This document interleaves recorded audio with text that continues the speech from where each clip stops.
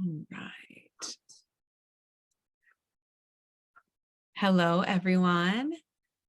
So glad to have you here with us today. I've just got one more thing to click and then we will get rolling because I've added one more step into our process here to help us go live on YouTube as well as record today's session so that you all are getting as much possible time and chance to listen to all of this and be part of, hearing the helpful advice that Rachel is going to be sharing with us today, because we are talking about, no surprise, burnout.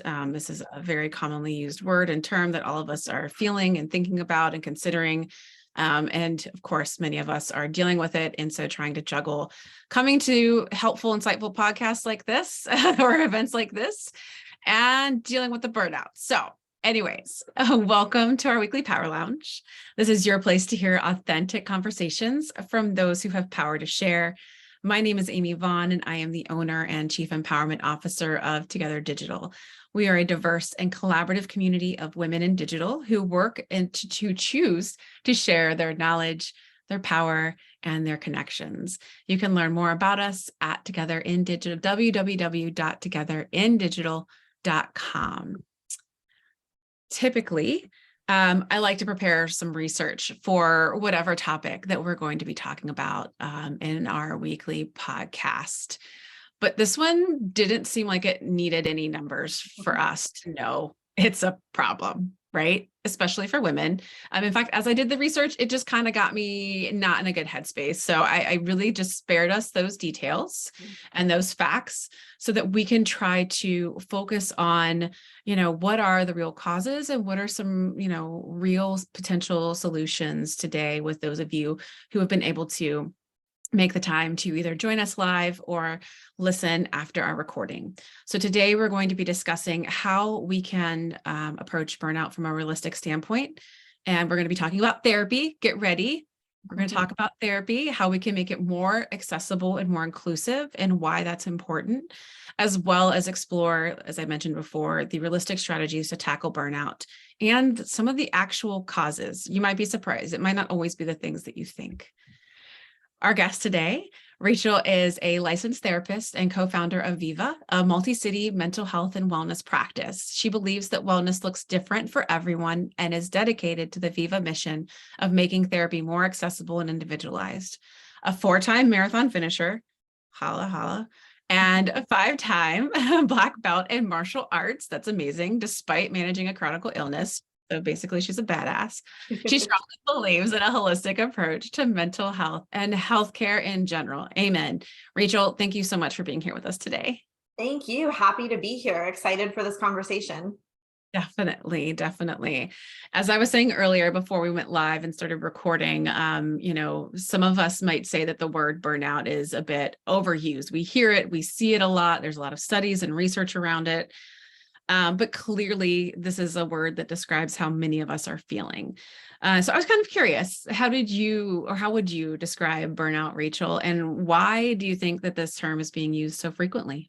Yeah, I think there's a phenomenon where we tend to take things to the extreme. I've seen this with a lot of mental health terms where at first it's like great that people are aware and they're using it and identifying their experiences as what they are. But then there's a slippery slope, right? All of a sudden, trauma is another one that comes to mind, right? Where it's amazing that people are talking about and acknowledging and making space for trauma, but then like everything becomes traumatic. Like I spilled my coffee and now I have trauma. It's like, okay, we've gone too far.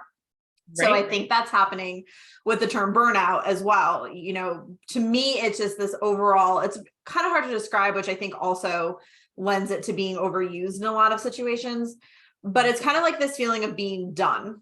I was actually talking to my therapist this week about a clip from a TV show that I've always loved. And I saw the TV show like years ago.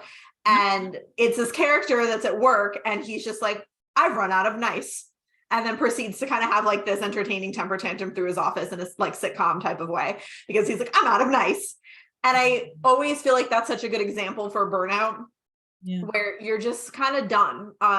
A physical analogy is like if you get pizza with friends and you're enjoying it and you have like that fourth or third or however many is too many pieces of pizza slice, and you're just like, oh, I am a slug. Like, I can't do anything. I have to sit here. It feels uncomfortable. I'm not productive. I'm not functioning.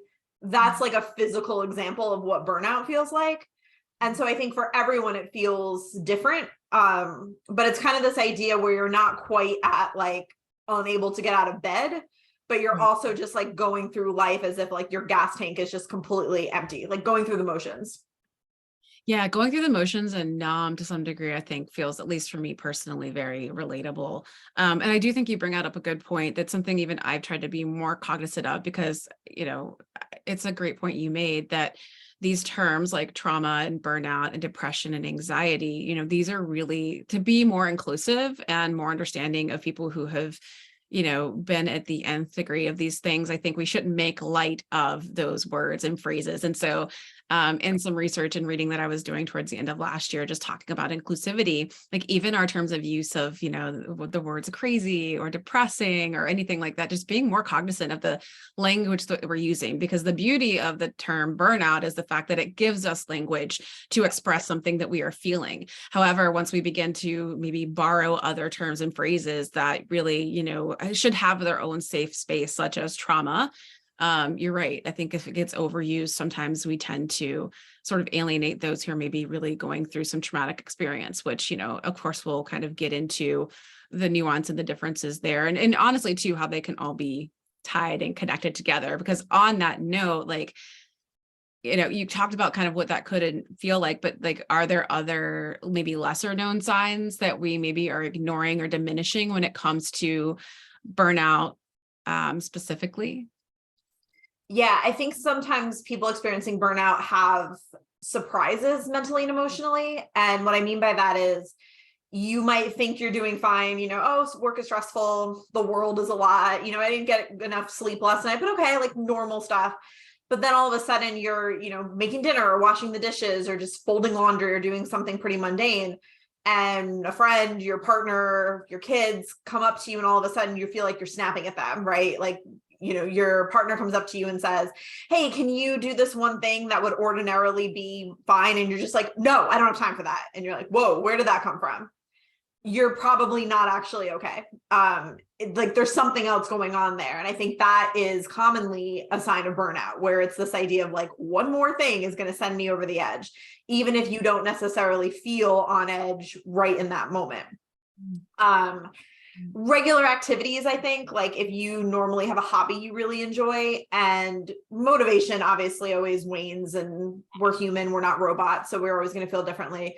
But if you're stacking maybe like a few days in a row where you don't want to do this thing that you've otherwise really enjoyed, or it's just more of a struggle to get out the door or start, I would check into that also. If plans that would normally excite you, hanging out with friends, if you have like a weekly friend dinner or date night with a partner, or like fun time with your kids, and you're just like, oh, I just want to go to bed, even though otherwise you normally enjoy that activity, also kind of another sign, right? People think of depression as like the literal inability to do those things, which it definitely can.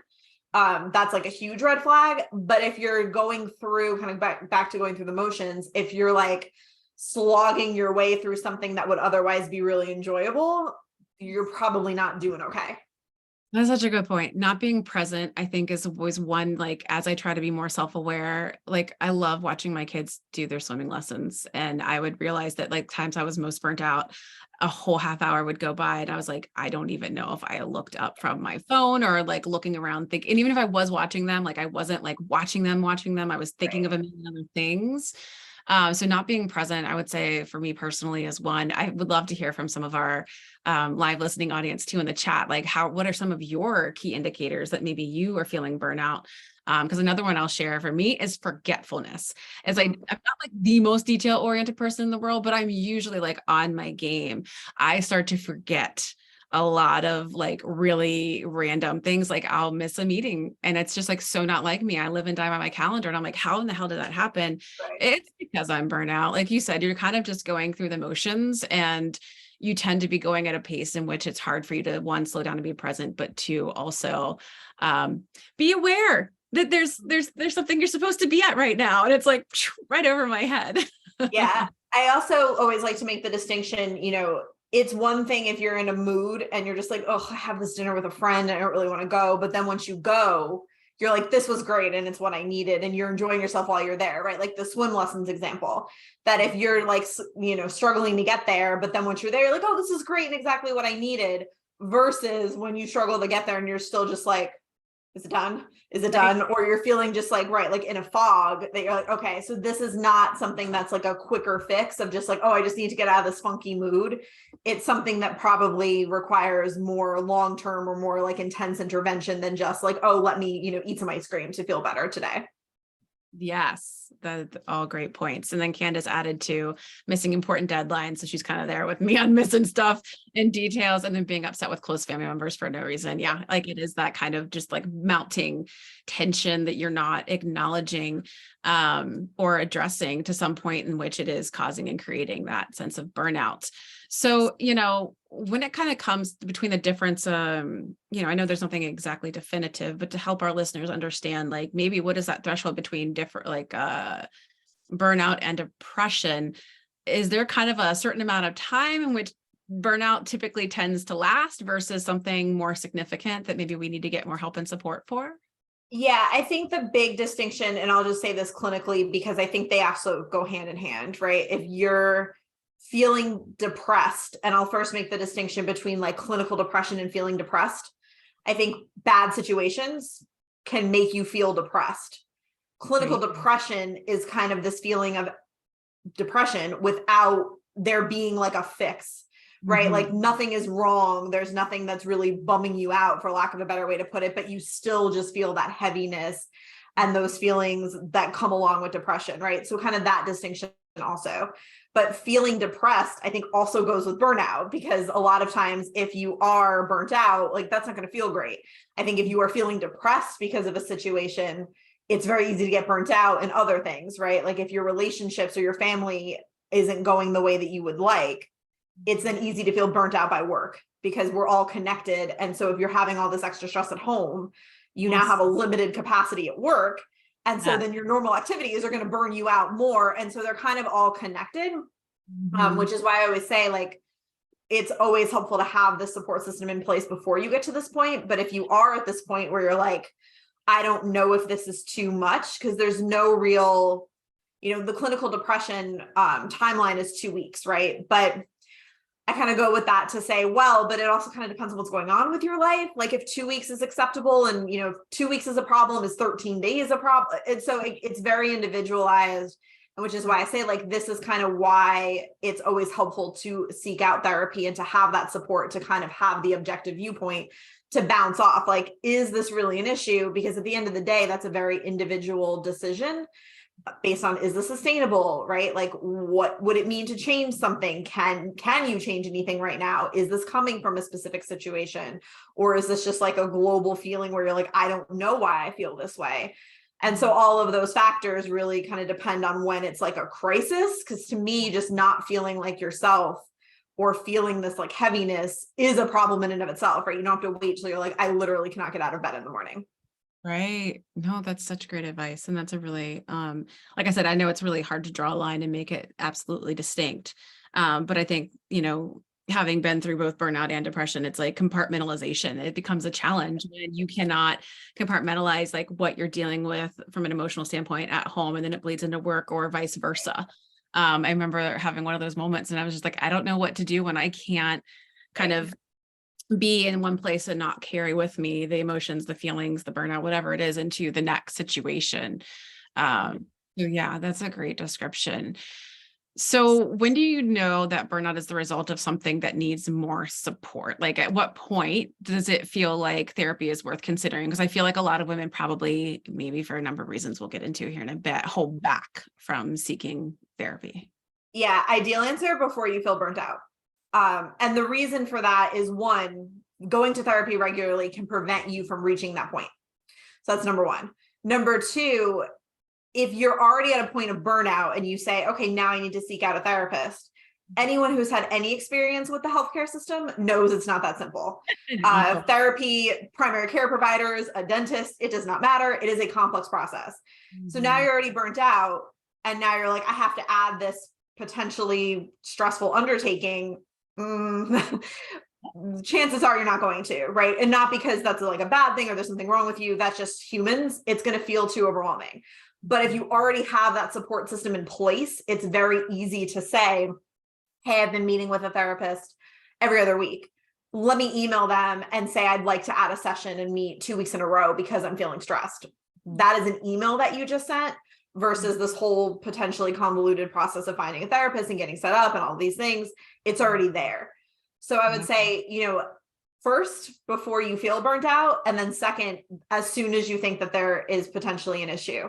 If there's not like a fix that you can identify within 24 hours, I would say get the support so you don't get to the point where you're like, I literally cannot do anything right now. Even though I need the help, I can't get the help. And it's the cycle that kind of goes around forever.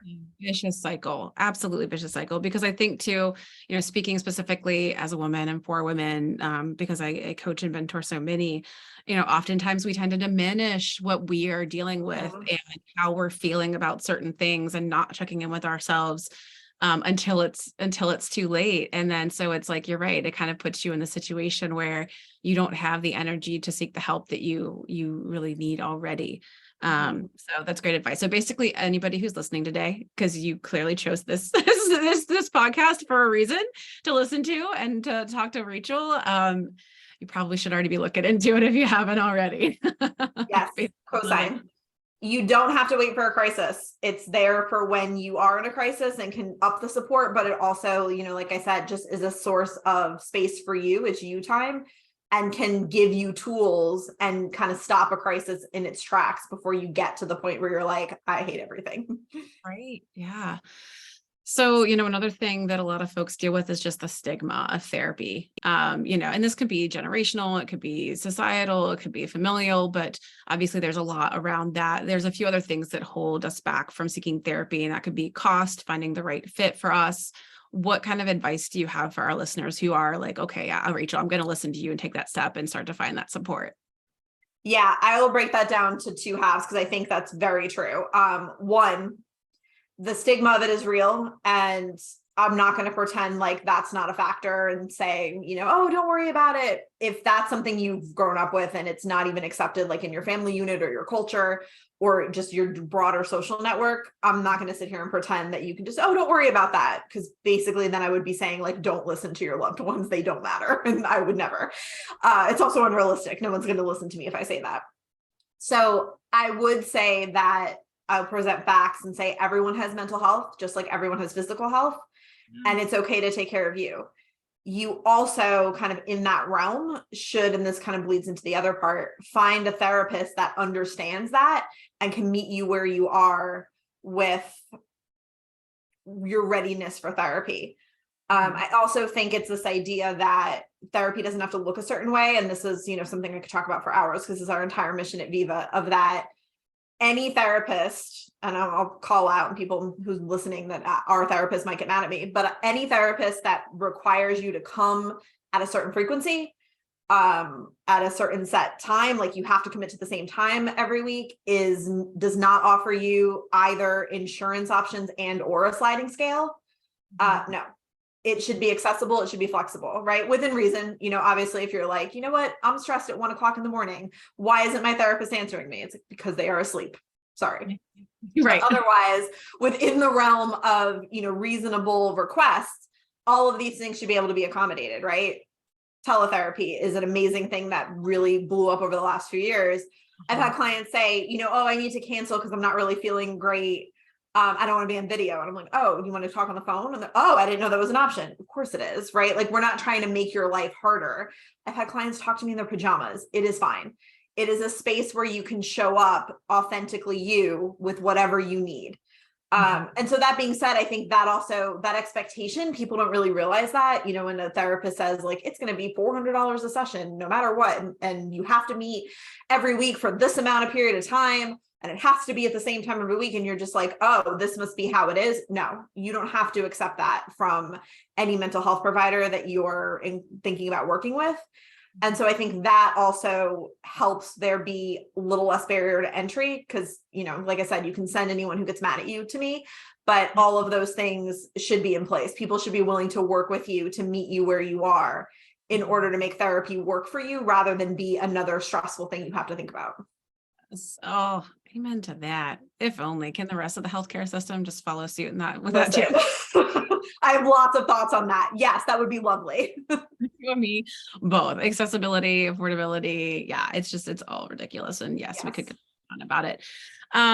Where like, so say we decide we're going to start to pursue, finding support and therapy. Like, what are some of the places that you would recommend people start?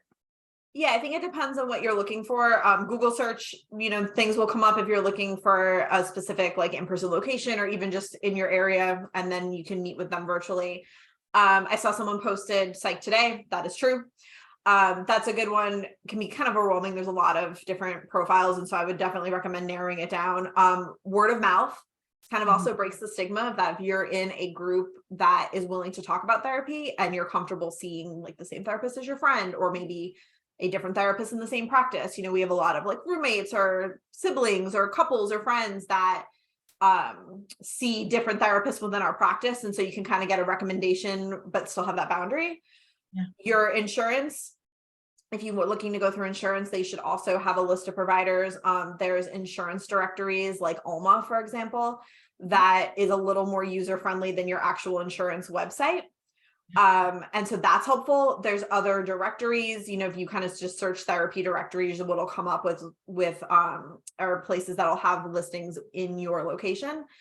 And yeah, I think it's just something that, I'm gonna put a plug, vivamentalhealth.com. We accept new clients as well. But yeah, I think it's just something that maybe requires a little bit of just like an internet search and different places to see what might be a good fit for you, which is kind of going back to why I say like, do it before you cannot possibly handle something on your plate, because it is a little bit of a process where it should not be, but this is the world we live in. And so it doesn't have to be as daunting as I think a lot of people have experienced it, but it is still a little bit of work to find somebody. Yep, I agree. And I think the recommendation thing is a brilliant, piece of advice if you have, people close to you that you trust to have those recommendations. Because I do think too, having been through the process myself, it's so important to find somebody that is the right fit for you. Mm-hmm. And I know Psychology Today gives you the option to like narrow down people based on like their specialty and their focus and whatnot as well. But that research can be kind of daunting. So I think asking for help is always, always, always a great option. Yeah. I'll also even just give a tip in your search is that if you are looking for something very niche, if you're struggling, for example, with OCD, and that is really something that you want somebody who's specialized in a lot of like the evidence-based techniques and things like that, that makes a lot of sense. Postpartum is also something that usually comes up, someone who is specialized in that life experience. And that makes a ton of sense. If you're someone who just wants general support and there's no real like clinical issue you could label and have it feel relevant, like we all feel anxious sometimes, we all feel depressed sometimes, right? That doesn't mean you have an anxiety disorder or depression, for example. The fit and the rapport is often more important than the actual like expertise and clinical training, because sometimes it's not relevant past being like a licensed provider. And so I would say, make sure somebody offers you a free phone consult and just get a vibe for them. Yes. I know I picked my therapist because she responded in a timely manner. And when she spoke on the phone, it felt like a relaxed conversation. And then after that, I don't even know that, other than I know that she has experience working with people with chronic illnesses. Like, I don't know what else she would specialize in. I could not tell you where she went to school.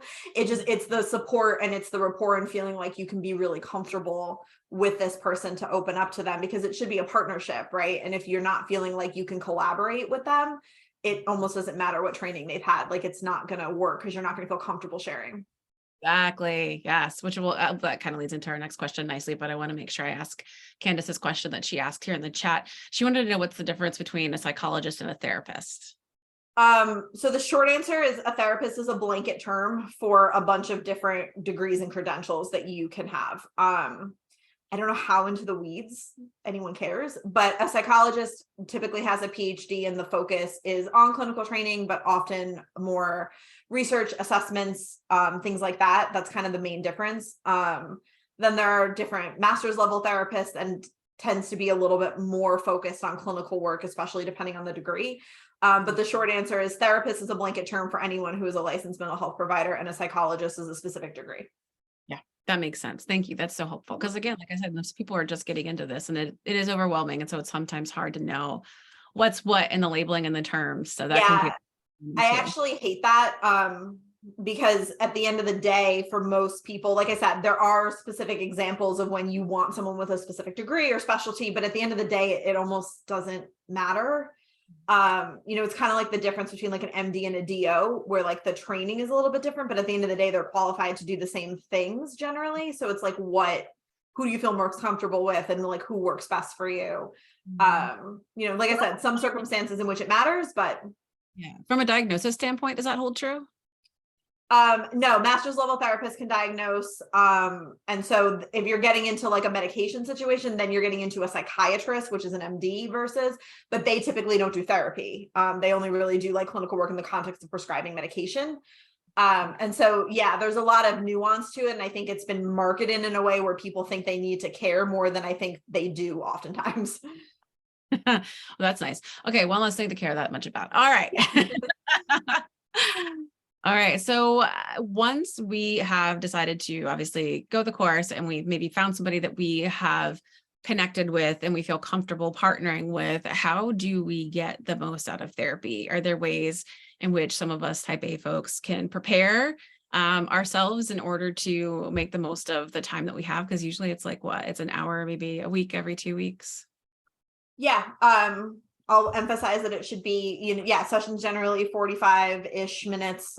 People should not cut you off. Like I actually had a story from a client with their former therapist that they set a timer for 45 minutes. And then regardless of whether or not they were mid-sentence, it like went off. It's like, no. So we say 45 minutes-ish.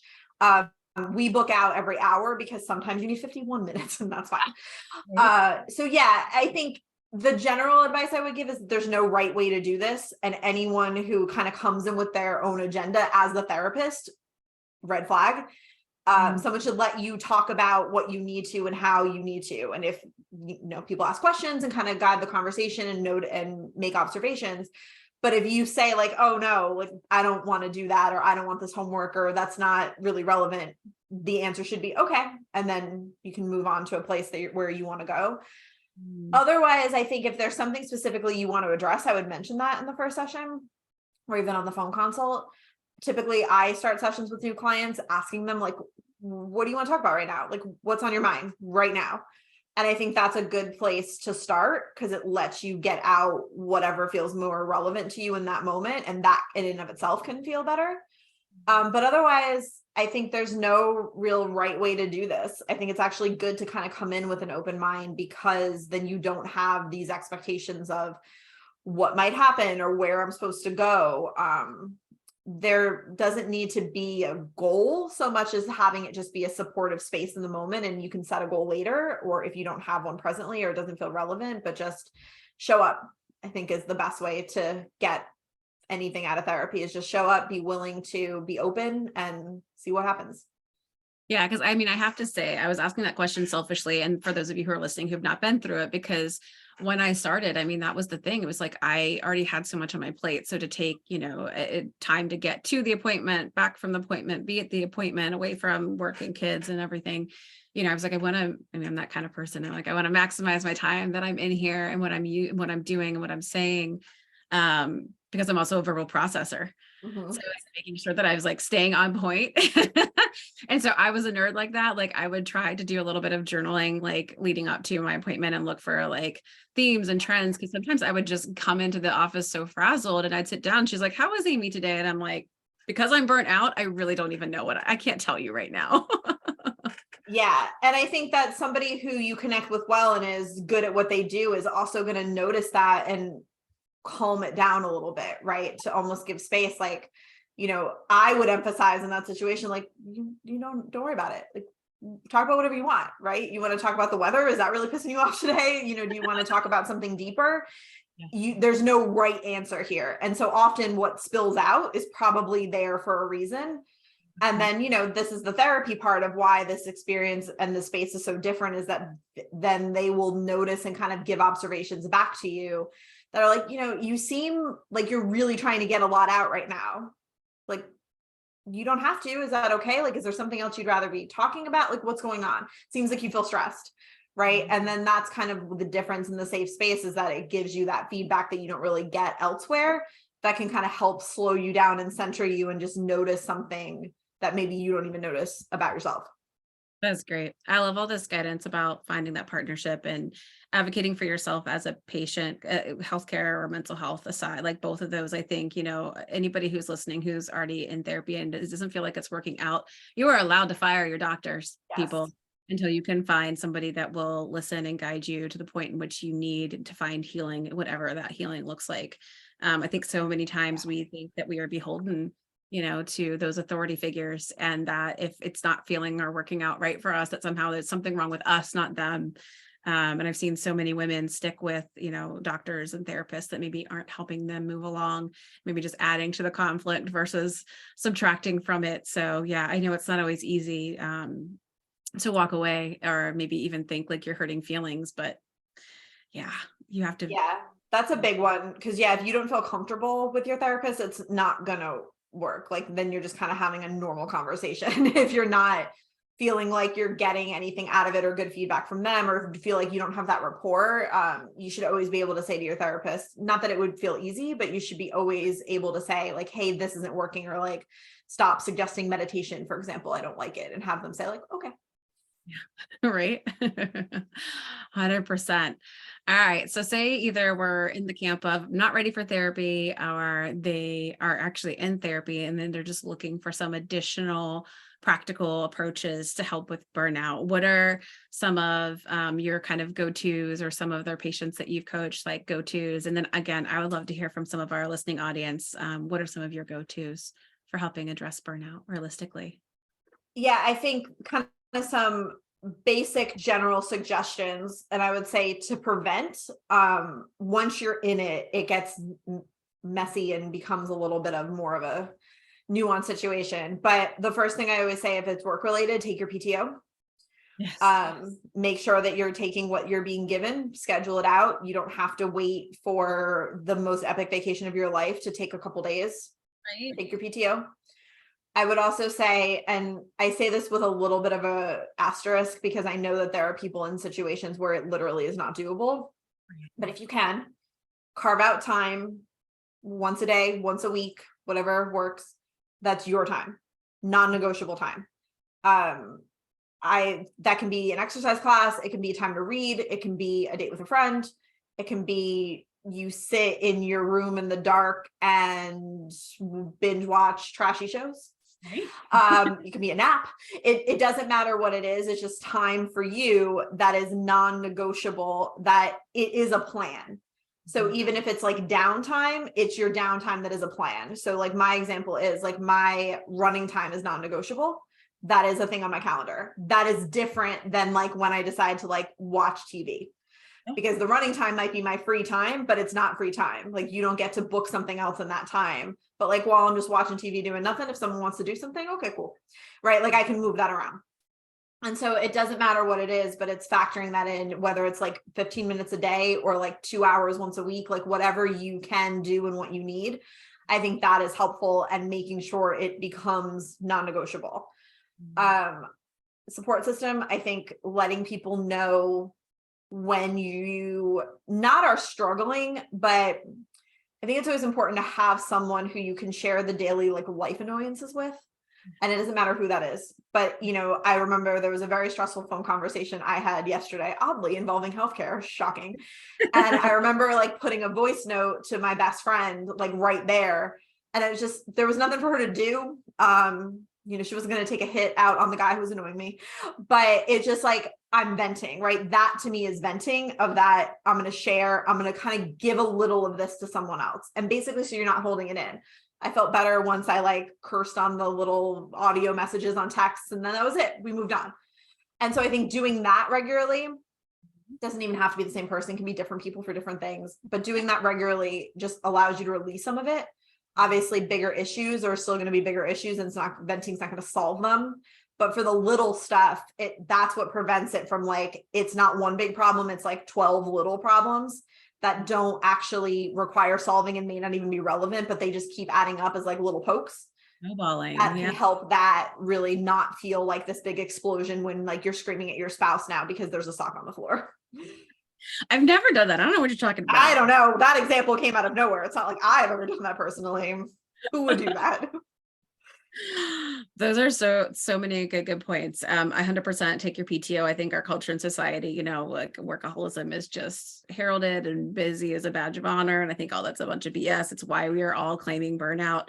I remember talking to a tech startup founder in a panel like maybe 2 years ago now, and they were really well funded and trying to create a really awesome culture. And I was just flabbergasted at the fact that he had claimed that he not only gave people PTO, but paid them a bonus for actually taking their vacation. So like in America, we don't just have to get paid to take vacation. We have to get paid on top of getting paid to go on vacation to be convinced. And he says, even then, like we still don't. And so it's like, what is holding our feet to the fire so much so, and I got lots of theories and thoughts on that too. Another topic, another time. Yeah.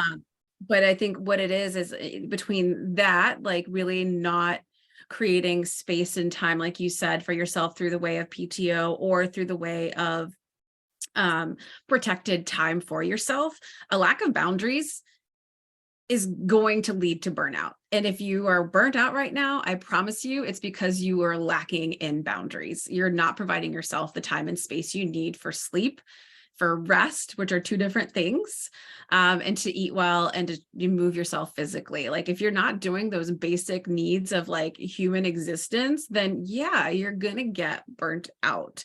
And I, as you were talking too about your like verbal kind of like expletives sharing to a friend, it is exactly why on our Together Digital Slack, one of our most popular channels is social yelling, where you can just go in on all caps. I know we're not the only Slack community to have this. It was actually, it originated from Slack itself, I believe. And yeah, it's just hilarious. It really does. It sounds silly, but it helps, you know, it's all caps. Nobody has to respond. Nobody has to say anything in response to you. Although lots of people will say like, oh my gosh, that sucks, or you are gross. You get sometimes it just feels good to find a way or a place to vent it out. I know some friends of mine like to like write a page of something and then burn it because that just feels good. It's like a release of that energy. So it's like, yeah, explore and find some ways in which you can, in a safe way, expend some of that pent up tension, stress, and anger. Yeah, I love what you said about the boundary situation, because I think that's really true. If like you're feeling burnt out and you can't point to anything being a problem, you know, it's not like, oh, I hate my boss, or, you know, my partner and I are going through something, or I need to, you know, relocate myself or cut someone out of my life, right? I'm having a health issue. If it's just like my life is fine, but I need to disappear for a little while, that is a really key place to start, of like, okay, there's nothing that you want to like fundamentally change. And so therefore, what tweaks can you make to what's already existing so it doesn't stress you out? Because your body doesn't know the difference between good stress and bad stress. Stress is stress. So it can come from like planning a big event or having a big vacation, or it can come from negative things. And so if you're having that stress, like at some point, everybody's going to hit their limit. And so if everything otherwise feels fine, it's a really good place to start. I love that. Yeah, I think connecting to your body and recognizing your physical reactions to mental and emotional instances. I think that happens a lot. We last year I tried to be better about, after we planned a big event, I would take the next like weekend and a couple extra days off and go somewhere like off the grid. Because for me, that gave me the rest I needed. Now, if it would have been old Amy, I would have gone, okay, what's the next thing? It's like you move from one big project right to the next, and you don't take time to slow down, to celebrate, to rest. And then we're like, why am I burnt out? And then I also wanted to point out the fact that I feel like, you know, specifically for women is that makes, you know, these channels like social yelling and the need for peer groups and therapy is like, we can't be angry. I don't feel like we're allowed to be angry. Society doesn't allow women to be angry because then we're bitches, you know, whether it's at work, whether it's at home, like you can't lose your temper because all of a sudden now you're emotional, you're irrational. You're the Your other. problem, right? You can't say no. There's no no. And I think that's something that, right. Right.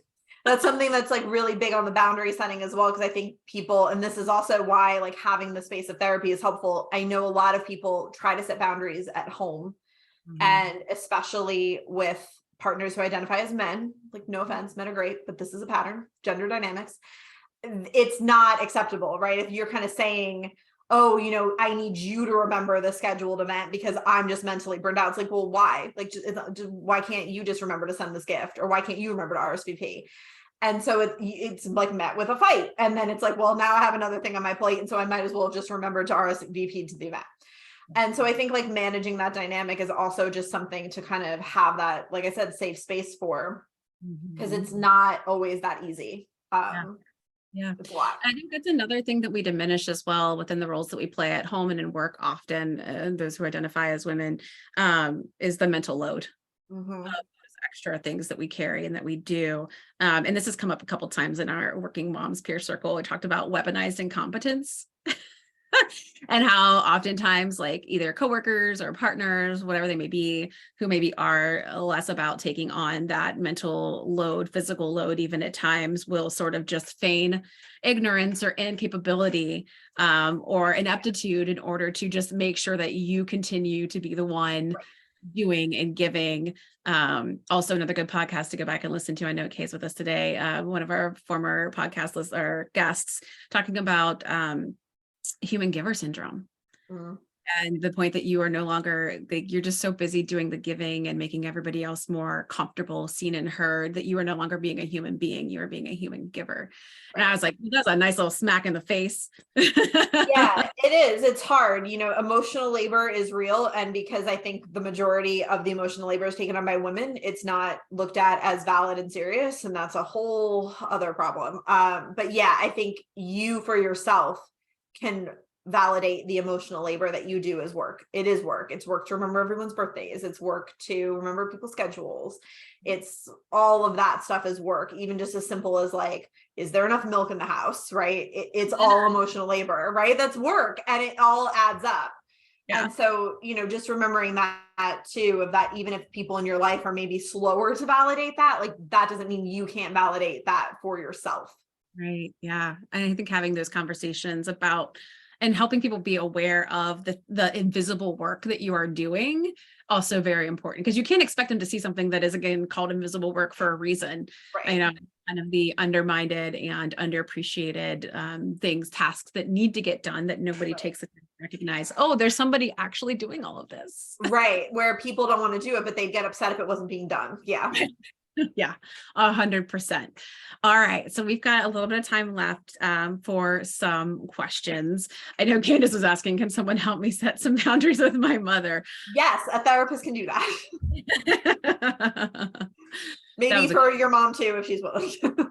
Right, exactly. I know my mom was like, oh, my kids are in therapy. I'm like, we only go to therapy because of other people who won't go to therapy typically. Yeah, that is like one of my favorite sayings, memes, jokes. I don't know, that like people are in therapy to deal with all the people in their life who won't go to therapy. And it's really true. I have in my own therapy talked about people who would really benefit from therapy that won't go. Yeah, we all, like you said, and I loved how, and I hope we can get to that point, right? With the stigma and the ideas around like physical health that we place on ourselves and on others to kind of like equate that to your mental health. Like, it's like, you don't not think about like your physical health at some point. We're always considering it, especially as we age. So why would your mental health be any different? Yeah, it's that idea of that like health is health. It's all your body, right? And it's all linked. Your physical health can make your mental health worse. So your mental health manifests physical conditions. And so it's just this idea of like, if anything from our work at Viva that I want to say is like, hey, it's not for a crisis, it's for before the crisis. And so you don't have a crisis, or you're better able to manage the crisis. It's just similar to, there's stories about this all the time because, we're not encouraged to take care of ourselves as human beings, which like is a whole other conversation, but it's the people who go into a doctor after living with like frequent headaches for 4 years. And you're like, why? Right? Like, why did you not seek help until it got to the point where you couldn't read a book? Like, you don't have to live with headaches, period. Like that's a problem in and of itself. And so it's this idea of that if you are a human being, you are going to experience stress, anxiety, depression. You're going to be sad. You're going to feel overwhelmed. Have the support system in place for that before you're like, my life is falling apart. Because why should we ever get to my life is falling apart? Right. Yeah, I 100% agree. Julie posted in the chat for us. Thank you, Julie. Some of the past podcasts where we talked about the human giver syndrome, as I mentioned earlier, and then also the science of happiness with Brooklyn Descent. It was a really great conversation on how to just establish more practices towards like not toxic positivity, but just joy and happiness, which is the essence of Brooklyn as well. So that one's a great one to listen to. Vasu, I hope I'm saying your name right, in the chat also talked about, I don't think it's a question, I think it's more of a statement, but you make several good points about sharing the load, the mental and physical load at home by creating some boundaries. So, you know, dividing and conquering the chores within the house, adding grocery pickup or delivery versus, or doing a meal service. Like I know a lot of us within Together Digital, we share those codes like crazy because we all know at the end of a day, the last thing we want to have to think about is what we're going to make for dinner. And then like meal kit, there it is. It's like halfway pre-prepped. You just put it all together, throw it in the oven, and you're done.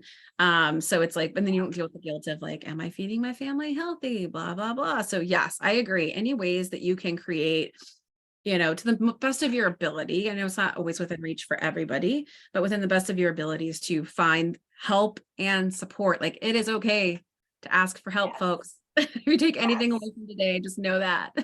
I love the idea of even just like taking the step to, you know, get something off your plate. My best friend has a saying that is like her epic phrase. I'm going to like put it on her tombstone is, how much is your sanity worth? And sometimes it's just this idea of like, throw help at the problem, throw money at the problem if you're able to, outsource it. And it's this idea too of another kind of daily life thing that therapy is really helpful for, is that when you're stressed or even just in it, it's really easy to miss the forest for the trees. Yes. And having somebody who's an objective viewer can be like, well, but have you tried this? Right. And you're like, no, I can't do that. It's like, well, why not? Oh, that would actually make things, that's easier. Yeah. Okay, cool. And you know, friends and family can also do that too. I know my husband has done that for me several times. I'm like, why don't you just do this? And I was like, yeah. Right. But having somebody who's outside of the situation and not impacted by it also can just be like, what about this? And you're like, oh my God, that is the simplest solution. But I was too in it to be able to like zoom out and see it. And I know that's like just been really helpful feedback. Like I've gotten in therapy too. I'm just like, why don't you just make this easier by doing this simple thing? It's like, I guess this wouldn't really matter if I made this shift. Okay. Right. Thank you. Too is assumed responsibility. I know that that's the trap I fell into constantly, is assumed responsibility. And then I get all burnt out and I'm like, nobody's helping me. And it's like, oh, one, I haven't asked for help. Two, I haven't accepted help. Right. And so like, those are two big things that like, I think all of us can take some time to slow down and be aware of. And like Casey just said in the chat, ask for help and accept it. Get creative about the ways people can help you, let them help. And like I was just saying there, you know, you don't have to always assume responsibility. Sometimes it can be a matter of, like you said, how do we outsource this? How do we delegate this? And I think it's just something I know personally I've been trying to do better at. Yeah, I'm a big fan of also asking yourself the question, is this going to matter a week from now? That's good. And, you know, it's this idea of the food thing comes up a lot, because I know that there are a lot of people that I've spoken to that feel guilty when they're just like, we just got to do pizza delivery today, or like it's sandwich night because I just can't. And it's like, oh, you know, but am I feeding my family, myself? It's like, I'm trying to do this nutrition and on my kids and all of these things. And it's like, okay, a week from now, is your life going to be impacted if you had sandwich night? Yeah. Probably not. So just let it go, right? Is it going to be impacted if you drop something off at the post office on Wednesday versus Monday? Maybe not. And if it's not going to have an impact, but it is going to save you stress and aggravation, do that. Right. We get very focused on like the plan and like the ideal situation and best practice. It's like, great. When everything is great, you can do best practice. But if everything is not great, does it actually matter? Or is it just about getting it from point A to point B? It's not always about the process. Sometimes it's just about the outcome. And sometimes the process doesn't really matter. Like pizza's great. You're probably not going to remember 3 weeks from now that you ate pizza. Kids will be happy. And then you're going to show up better because you're not stressed out and freaking out about it. Yeah, I love that. That's such good advice. So yeah, get out of that cycle of guilt and shame as best you can. Keep asking for help. We're just about at time. Rachel, this has all been such great conversation. If anyone here did not get the chance to ask a question and wants to, you can feel free to reach out to Rachel. We put some of the information about her and Viva Health and how you can reach out to them as well within the chat. We'll include those in the show notes. But yeah, this is just, I know this is a topic that's not going away. I think it's a really important topic. I know it kind of spans beyond women who work in digital marketing and advertising, but we tend to work in very demanding jobs and a very competitive field. And so I know this is like a rampant situation throughout our industry, but I know many of you who are listening are also in a number of situations and scenarios. This is something that connects us. It unites us. We're all human. Yeah, for sure. Burnout. Awesome. Well, thank you again so much, Rachel. Do you have any last words of advice for anybody that's listening? Anything we didn't touch on? Get a therapist before you need one. That's my biggest takeaway, is just mostly because you deserve the support, right? It's not a like everyone should be in therapy mandate. It's just you deserve that support in that space. And just like you take care of your physical health, take care of your mental health. You deserve that. Consider this permission. I love it. I feel like that should be a t-shirt we make for you. Yeah. Awesome. Well, thank you all so much again for tuning in. I appreciate you taking the time out of your busy day and schedule to learn some realistic ways to address burnout and take better care of your mental health. So everybody have a good, restful weekend, and we are excited to see you all next week. Thanks again, Rachel. Thank you. All right. Bye, everybody.